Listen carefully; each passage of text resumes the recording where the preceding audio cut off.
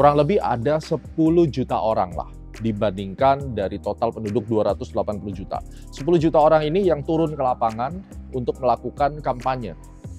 Nomor 1, nomor 2, nomor 3, yeay! Ada beberapa berita, bukti gambar, setelah dia pakai baju 02, dilepas pakai 03. Jadi artinya 10 juta orang ini adalah orang-orang yang memeriahkan kampanye, tapi menurut saya nggak mewakili 280 juta suara yang harusnya akan terlibat di dalam pemilu, khususnya yang tidak memutuskan golput, ya katakan 140 juta. Dari 140 juta, 10 jutanya adalah orang yang ikut memeriahkan. 14 Februari, pas Valentine adalah momen pesta demokrasi. Ada yang tidak setuju bahwa dianggap nomor sekian tidak mengikuti aturan main, dia menciderai konstitusi, gampang. Nggak usah saling menghujat, mereka nggak usah dipilih, udah beres. Pilih yang sesuai Anda mau. Sisi terang pemilu, video yang gue taruh di YouTube, Astronaci, lo ketik sisi terang pemilu, di situ gue udah kasih lihat, ini adalah pesta demokrasi yang keren, nomor 1, nomor 2, nomor 3.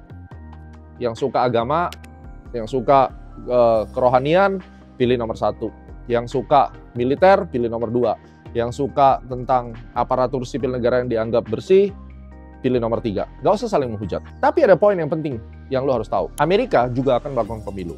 Jadi siapapun presidennya, hasilnya tuh akan sama. Oke? Why?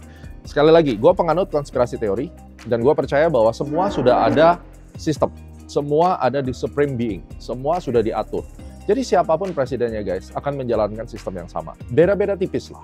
Ada preference manualnya, preference personalnya. Tapi secara keseluruhan, apa yang akan terjadi di Amerika, itu akan relate dengan yang terjadi di Indonesia. Di Amerika, kemungkinan besar kali ini yang akan naik lagi adalah Republik, di mana Trump akan versus dengan Biden kemungkinan besarnya. Yang lalu pemilu di tahun 2020, itu terjadi anomali. Di mana yang seharusnya Republik 2 kali, di tahun 2020, menjadi Demokrat. Nah, apakah kali ini akan flip lagi? Kalau kita lihat dari surveinya, masyarakat Amerika udah muak banget dengan yang namanya Demokrat. Apalagi adanya perang dan ekonomi yang stuck, ya, menurut mereka. Jadi mereka tuh berharap Trump yang akan naik. Dan secara data itu juga nunjukin bahwa Trump memiliki potensi untuk naik. Walaupun Trump sendiri itu beresiko kalau dia nggak naik kali ini, dia bisa jadi narapidana. Karena dia punya kasus yang belum selesai. Dan pada saat dia jadi presiden, harusnya dia bisa keluar daripada ancaman tersebut. Nah, sekarang kita lihat. Trump itu memiliki hubungan yang cukup baik dengan Pak Jokowi. Tahun 2019, ketika Pak Jokowi itu incumbent, terpilih lagi. Pada saat ada satu momen di mana gue tuh langsung tahu bahwa ini akan menang lagi. Ketika sebelum pemilu, kalau tidak salah, Menteri Luar Negerinya Amerika, atau Menteri Pertahanan, saya lupa, itu datang menemui Presiden kita, Indonesia. Dan dari situ adalah satu sinyal bahwa direstuinya incumbent untuk naik lagi. Indonesia bukan negara yang memiliki 100% kedaulatan tanpa kontrol dari negara-negara besar lain. Secara bisnis, kita masih tergantung dengan negara lain. Kita masih import banyak hal. Dan kita tahu di Southeast Asia itu cuma ada 2 kuasa. Yang pertama adalah Commonwealth, yang kedua adalah negara yang dikuasai oleh Amerika. Ini penting untuk lo ketahui. Jadi, siapapun presiden yang ada di Indonesia itu harus mendapatkan dalam tanda kutip restu dari negara dikuasa ini, yakni Amerika. Di mana yang namanya bisnis di dalam geopolitik dan geoekonomik itu harus bersinergi. Tidak mungkin sebuah negara yang Indonesia ini yang sangat kaya raya, yang sumber daya alamnya itu luar biasa, dan Pak Jokowi berhasil menyelamatkan Freeport, di mana Indonesia bisa mencicipi daripada Freeport itu. Tidak mungkin Indonesia itu tidak dikontrol oleh negara lain, ya. Itu pastinya tidak mungkin. Oleh karena itu, siapa yang akan memiliki kepentingan? Pemilu. Politics itu bicara tentang bagaimana mengakselerasi kepentingan ekonomi dari negara-negara lain. Jadi kita pastinya akan berhadapan nggak jauh-jauh.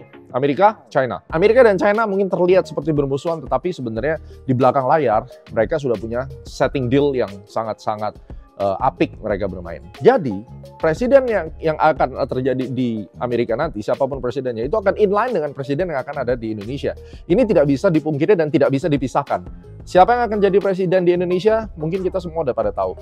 Tapi siapapun yang akan Indonesia itu, pasti akan mendapat restu dari Amerika. Dan siapa yang jadi presiden di Amerika, itu inline dengan yang akan menjadi presiden di Indonesia untuk 5 tahun ke depan, demi kepentingan geopolitik, demi kepentingan geoekonomi, kepentingan Amerika, kepentingan dari China, kepentingan daripada Commonwealth country, karena mereka lah penguasa dunia. Jadi guys, siapapun yang Anda pilih, nggak perlu berantem. Semua sudah didesain, ada supreme being, ada kekuatan yang Anda tidak pernah bayangkan dengan who is the shadow hand tersebut, ya, Anda pasti tahu kalau Anda di CAT program, saya ada ajarkan ini di kelas-kelas pertama, bahwa politik akan ngedrive ekonomi dan politik dua hal yang tidak bisa dipisahkan. Jadi santai-santai aja, pilihlah yang Anda rasa benar, karena siapapun yang Anda pilih, yang jadi presiden sudah ditentukan. Oke?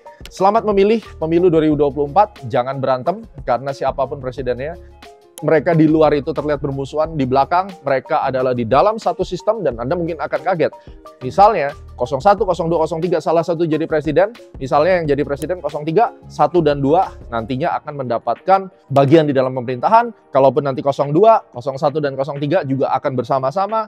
Anda bisa pelajari bagaimana Pak Jokowi mengundang yang namanya Pak Prabowo menjadi Menteri Pertahanan. Padahal dulunya saling berantem pendukungnya. Jadi sekali lagi, kalian nggak perlu ribut, kalian nggak perlu lagi menjadi booster politik, pilihlah yang kamu mau pilih. Ya, sukses selalu dan salam demokrasi.